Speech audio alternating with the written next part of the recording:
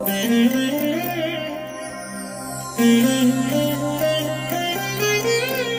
దినం పరము నుండి దిగివచ్చు మాట. ఇది నీ జీవితానికి వెలుగుల బాట.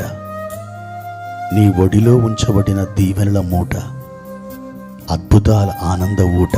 ఫిబ్రవరి 13.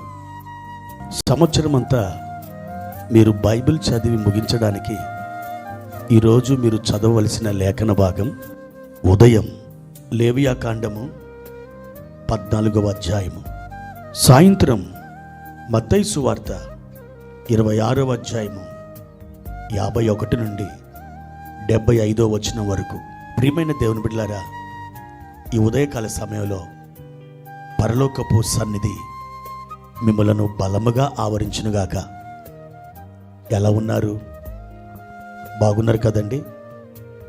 దేవుడు నిన్న మొన్న మిమ్మలను ఏ రీతిగా బలపరిచారో, అద్భుతమైన దేవుడు ఈ దినము కూడా మిమ్మల్ని బలపరచబోతున్నారు.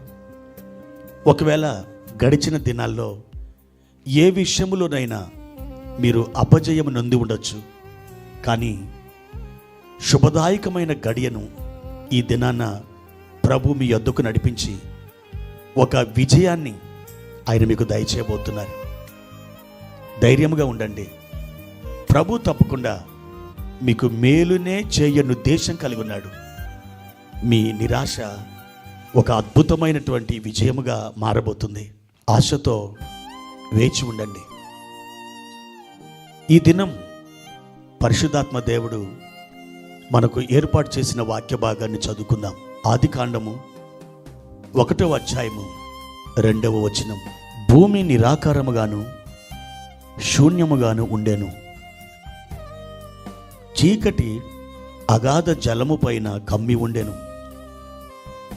దేవుని ఆత్మ జలముల పైన అల్లాడుచుండెను. ప్రియమైన దేవుని బిడ్డలారా, ఆదిలో దేవుడు ఈ సృష్టిని ఆయన ప్రారంభిస్తున్నప్పుడు ఆశ్చర్యకరమైనటువంటి విధానంలో తన శక్తిని విడుదల చేసి ఒక్కొక్క దినం ఒక్కొక్క ఐటెం ఆయన సృష్టిస్తూ ఆయన తన మహిమను బయలుపరుచుకుంటూ వస్తున్నాడు. మొదటి వచనంలో ఆది యందు దేవుడు భూమ్యాకాశములను సృజించెను అని వ్రాయబడినటువంటి మాటలు మనం చూస్తాం. 2వ వచనంలో భూమి నిరాకారముగాను శూన్యముగాను ఉండెను అనే మాట మనం చూస్తాం. దేవుడు సృజించిన భూమి నిరాకారముగా ఎందుకు మారింది? దేవుడు భూమిని నిరాకారంగా ఉన్నట్లు చేశాడా? పరిశుద్ధ గ్రంథంలో మరొక చోట ఇదే సందర్భం విషయమై యెషయా గ్రంథం 45వ అధ్యాయము 18వ వచనంలో ఇలాగ రాయబడి ఉన్నది. ఆకాశములకు సృష్టికర్తయగు యెహోవాయే దేవుడు, ఆయన భూమిని కలగచేసి దాన్ని సిద్ధపరిచి స్థిరపరిచెను, నిరాకారముగా నుండునట్లు ఆయన దాన్ని సృజింపలేదు. ప్రియమైన దేవుని బిడ్డలారా, దేవుడు భూమిని నిరాకారముగా ఉండునట్లు ఆయన సృష్టించలేదట.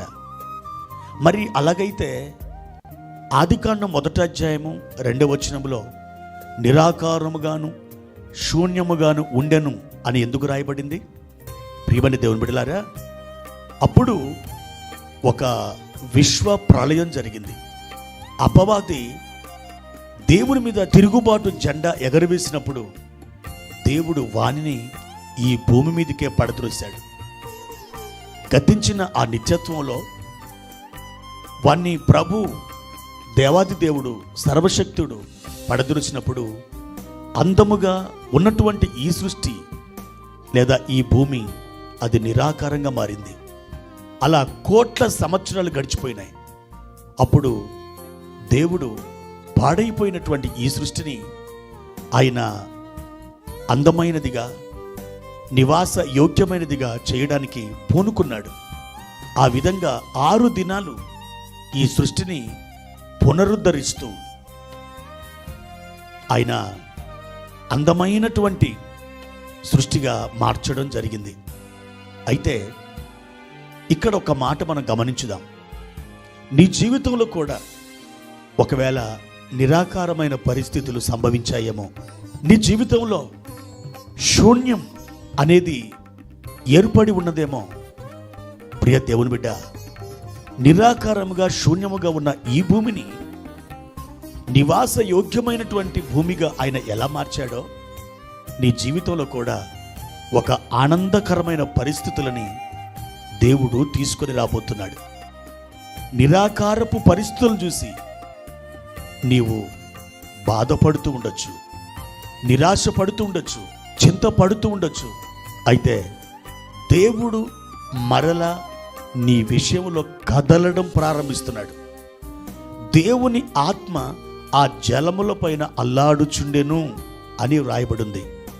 అల్లాడుచుండెను అనే మాట హెబ్రీ బైబిల్లో రాకాఫ్ అనే పదముతో వ్రాయబడింది. రాకాఫ్ అనే మాట తెలుగు యొక్క అనువాదములో పొదుగుట అని అర్థం. కోడి గుడ్ల మీద పొదిగినప్పుడు ఒక నూతన సృష్టి ఏర్పడుతుంది. అవును, దేవుని ఆత్మ పాడైపోయిన సృష్టి మీద అల్లాడినప్పుడు దేవుడు ఈ సృష్టిని తిరిగి పునరుద్ధరించడం, ఆయన మరల నూతనమైనదిగా చేయడం ప్రారంభించాడు. ఒక క్రొత్త సృష్టిగా ఆయన మార్చివేశాడు. దేవుని ఆత్మ ఈరోజు మీ మీద అల్లాడుచున్నాడు. కనుక నిరాకారమైన మీ పరిస్థితులు, శూన్యముగా ఉన్నటువంటి మీ పరిస్థితులు అద్భుతమైన రీతిలో క్రొత్త సృష్టిగా మారబోతున్నాయి. ఎంతో కాలం ఆ చీకటి అగాధ జలాల మీద కమ్మి ఉంది. కానీ ఒక దినం వచ్చేసింది, దేవుడు దానికి పునః ప్రారంభం చేయడం జరిగించాడు. ఈ దినం కూడా మీ జీవితంలో అదే సంభవించబోతుంది. మీ పరిస్థితుల్లో క్రొత్త మార్పు సంభవించబోతుంది. ఒక నూతన సృష్టిగా మీరు మారబోతున్నారు. మీ పరిస్థితులు కూడా క్రొత్తవిగా, ఆనందాన్ని కలిగించేటివిగా మారబోతున్నాయి. ఇది నిశ్చయం. మీ మీద దేవుని ఆత్మ అల్లాడుచు ఉన్నాడు. కనుక పూర్వకాల పరిస్థితులు ఎంత మాత్రం ఇక మీదట మీ జీవితంలో కొనసాగవు.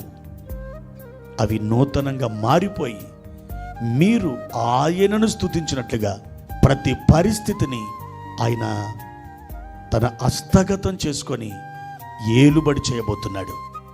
ఆయన చెప్పిన మాట ఏంటో తెలుసా? వెలుగు కలుగునుగాక అని పలికాడట. వెంటనే వెలుగు కలిగింది. నీ జీవితంలో అదే సంభవించబోతుంది. నీకు వెలుగు వచ్చినది, లెమ్ము, తేజరిలుము అని నీతో ఈరోజు ప్రభువు మాట్లాడుచున్నాడు. ధైర్యం తెచ్చుకో దేవుని బిడ్డ. నిరీక్షణతో ముందుకు సాగి వెళ్ళు. ఆనంద గీతాలు, స్తుతి గీతాలు బిగ్గరగా పాడి ఆయన మహిమపరచు. ఆ విజయాన్ని నీవు చేజిక్కించుకుంటావు. దేవుని కృప నేను బలపరచునుగాక. ప్రార్థన. పరిశుద్ధుడైన తండ్రి, మీ ఘనమైన నామానికి వందనాలు. ఈ ఉదయకాల సమయంలో నిరాకారమైన పరిస్థితులను, మా శూన్యమైన పరిస్థితులను మీరు అద్భుతంగా మార్చబోతున్నారు. మీ ఆత్మ మా మీద అల్లాడుచుండగా మమ్ములను నూతన సృష్టిగా మీరు తయారు చేయబోతున్నారు. అందును బట్టి మీ వందనాలు. ఇక మీదట మా పరిస్థితులు మునుపటి వలె ఎంత మాత్రమును ఉండవని మీ వాక్య వాగ్దానాన్ని బట్టి విశ్వసిస్తున్నాం. మా తండ్రి, మా ప్రియులను ఈ దినమున బలపరిచి వర్ధిల్ల చేయమని యేసు నామమున అడిగి వేడుకుంటున్నాము తండ్రి. ఆమేన్.